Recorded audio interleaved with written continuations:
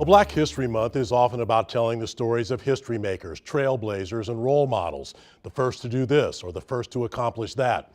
In a Five on Your Side original, I learned about the little-known story of Augustus Tolton, who lived a life in the Civil War era in Missouri and Illinois that no one could have predicted.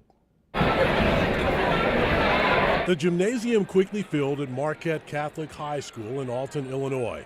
A late January assembly about a great man few have heard of. And I hope that you will be inspired by the production you're about to see, Tolton, from slave to priest.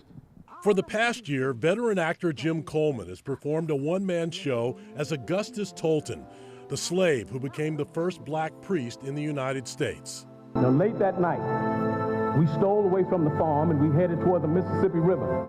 Basically, 2 years ago, I knew nothing about Father Tolton.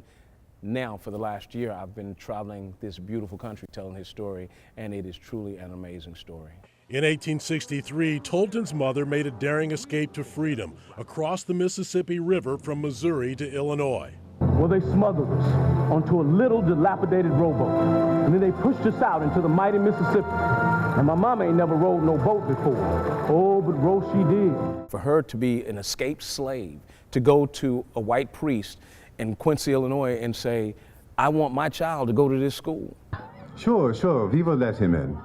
Come, Augustus, my son. The good sisters will show you the classroom. I was trembling with fear and excitement. I'd never gone to school before. The only teaching I got was from Mrs. Elliott on the plantation as a slave boy.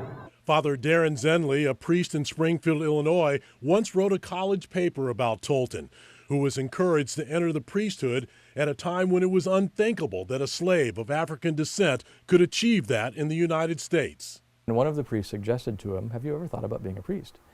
And young Gus then said, well, there aren't any black priests. And the priest said, well, not in the U.S., no, but throughout the world there are, and there have been. Despite the overt racism of the day by society and the church, Tolton was ordained a priest in 1886 in Rome.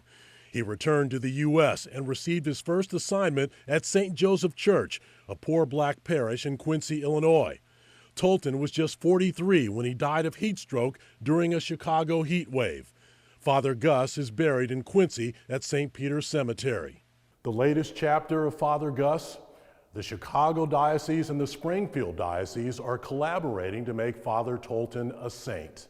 The canonization process for Tolton began in 2003 and is gaining momentum. How will the canonization process work? How long is it likely to take? At the rate it's going, maybe just a few years. Ordinarily, they usually take decades. So this one's moving very quickly. And then if they find, looking to see, not simply did this person live a Christian life and did they live it well, but looking to see, did they live a Christian life heroically? Did they go above and beyond what's expected of most people? The emotion of someone's true life story, the hardships, the persecution, the victories, it brings me joy. Coleman says he's been acting for 30 years with movie credits in American Gangster and Ant-Man. He calls Father Gus his most meaningful role. This is the American dream. Someone who came from absolutely nothing, was born into slavery, and went on to realize his vocation and understand that no matter what barriers there are, no matter how hard people try and put you down, with God's help, you can persevere. By all accounts, Father Gus persevered through post-Civil War America with courage and humility. The next chapter of his story may be sainthood.